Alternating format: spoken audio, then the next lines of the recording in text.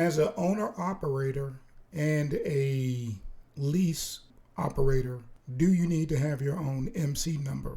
And if so, is that the first step that we need to take, or do we need to do something else before we even get to the requirements? So if you're applying for your authority, you will most likely get your EOT and MC numbers at the same time. Mm-hmm. It really depends on, again, your hauling status. If you're talking about intrastate or if you're talking about interstate. Mm-hmm. Okay, now the DOT number, that's going to cover you at the federal level. That's just allowing you to do the interstate aspect, but the authority ties into what you're actually hauling. But you will need that if you're going to be engaged in commerce. Some questions here. I need to go a little bit more in depth with insurance. Now, when you want to become a owner operator or a small business in trucking, what is the first step that you need to take before we even look at registering for anything or paying for anything? So where do we make the mistakes that slow down the process for becoming a owner operator or a small business in trucking?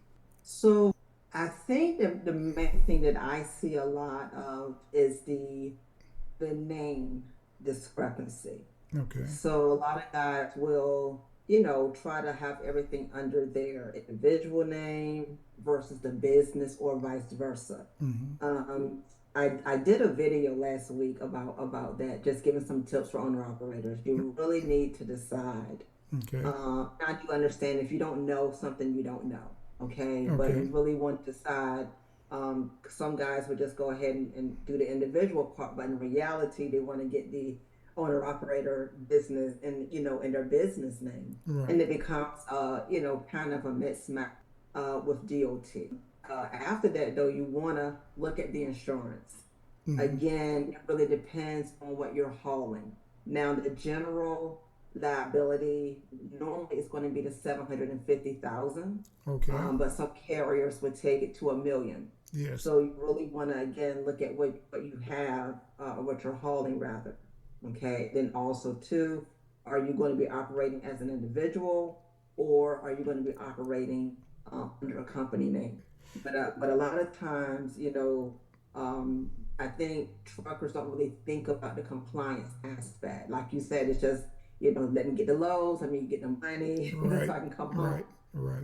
And you're kind of like all over the place. Mm-hmm. But you definitely got to tackle that insurance. And actually, the insurance part is very crucial to the overall authority aspect. Okay. If you can have other parts of the authority, but that insurance is not there, if it's not accurate, if it's not filled in a timely manner Mm-hmm. or maintained, it will be a problem when it comes to authority. Actually, yeah, your delays,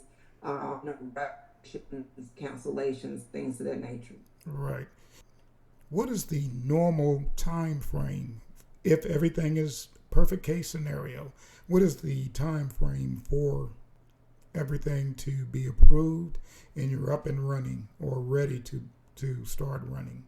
So let me share, and we can probably split it. Okay. So you're looking at the authority side, Mm-hmm. and then you're looking at the registration and the plates. Okay. So your normal DOT authority at the federal level, that can be anywhere from about 21 to 28 days normally. It just depends on their staff, delays and things of that nature. Mm-hmm. It also depends on your individual needs. Every trucking company is different. Depends on the amount of vehicles which you're hauling, the types of vehicles, different things like that. But normally it's 21, 28 days for the processing. Now, to piggyback on the question you asked earlier, what do I see regarding the mistake? One of the things that I do see is the delay of the insurance or trying to choose right cover. Keep in mind you have that 21, 28 days you would hope to get everything done. DOT give you a grace period. okay, with almost close to the 60-day window. But I see some truckers, they spend a lot of time trying to decide on the insurance due to premium, and I get it. You want to save the most amount of money, but it shouldn't take you, 30 days. And I've honestly seen them file for the DOT and an MC number. Now, you can get your DOT and MC number within 24 hours. But if you don't have that insurance in place, all you have are numbers. And your authority is not going to be active. I do see a lot of time being wasted on trying to find that insurance. They want to save money. If you do get your MC number and your authority number and you don't have your insurance and you said that they won't let you run, that number still stays with you, right? Throughout the whole. Correct. It's just that you won't be able to run until you get that number. Until you get that insurance.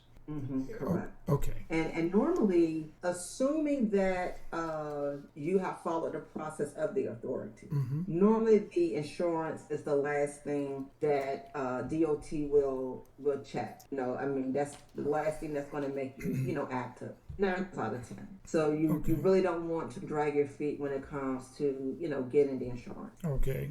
Not trying to put it out there for anybody or one particular company. Are you familiar with the different insurance companies? And I want to put it in a way where it doesn't make it seem like we're promoting one insurance company over another or anything like that. Do you see where a lot of drivers tend to go in a certain direction? Do you know of, let's say, a company that's pretty good or reasonable for new companies? I used to partner, with a company some years ago. I no longer do that, but I do know a lot of carriers to look at Progressive. Okay. That's all I'm going to say. Okay. Right. It's a start. But again, you want to do what's best for you, and of course, starting out, they're looking at the experience. How long you've had your CDL, how long have you been in business, if you're going to operate under a business name. Okay. Then of course what you're hauling, the type of vehicle, things of that nature. Those are factors, and then they might do a credit check as well that would determine how much your overall premium will be. Okay, so that answers that question. Let's say that you have everything in place. You finish your registration. You have your authority, you have your MC number, you know which carrier you're going to be working with or brokerage you're going to be working with. It's a customized plan that you will have Correct. For them. And you can't, truckers, you can't just go by hearsay. Just because one driver tells you he was able to do, or he might have been able to slip by, I guess, or just found another way and hasn't been caught yet doing something that he needed to have done. And he said, you don't need this or you don't need that. If they're telling you you need it, you need it. And with the new laws, every time you turn around, there's something different that we as a trucking community, we need. You want to be above board. That's what DOT looks at, Yeah. And you said, skipping around or trying to take shortcuts in a sense, and that's it. Avoid those if possible. I do, money is savable. You want to save money, you want to make the most money. I get it. Right. But if you are taking steps that are going to end up costing you down the road or even put you out of business, Okay. you want to those things, even though your friend or somebody may have suggested. Right. You want to away from. I'm John with Truck Hauling Talks, and this is Chanel with Wisdom and Authority Title Solutions, and we're going to be bringing this to you on a weekly basis. With this down market that we're in, we are trying to find ways to help you as drivers to be owner-operators and help drivers or small business with steady income, steady work, and good pay. Everybody wants to cut corners, and the first thing they look at when they are cutting corners is the truck driver, the workforce. That's not where the cuts need to come in at. But, that's another story. I've been on the management side. I've been in the truck. And so I understand a little bit of both sides. So as a truck driver, I hear you. I understand. But you always want to do your best. What you bring to the table is not dictated depending on how much you're paid. What's the difference going down the road and you're saying, hey, I would get there quicker if I was making this amount. You want to put things in place. You want to form those good, safe work habits So when you start to form your corporations, your business, your just as an owner operator, you want to have things in place and you want to have those good work habits so you don't fall into that pit of just doing whatever just to get by, having a that'll do attitude. Is there something that we need to do before we even see you? What is it that we need to do? What's the most important thing that we need? I can't stress enough.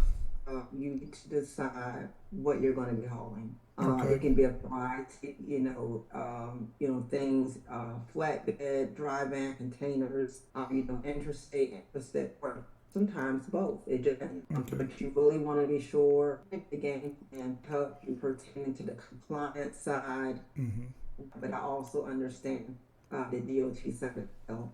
So, as John mentioned, stay away from the shortcuts. I mean, let me say it this way. If it's a legal shortcut, by all means. But if it's a shortcut that you just want to take just to skim on through and hopefully, hoping that you don't get caught, avoid it. Because when y'all trucks are sitting, you don't make any money. So, I can talk about DMV compliance matters in another video, but definitely make sure you know what you're hauling. Think about those things before you even apply for your authority. Okay.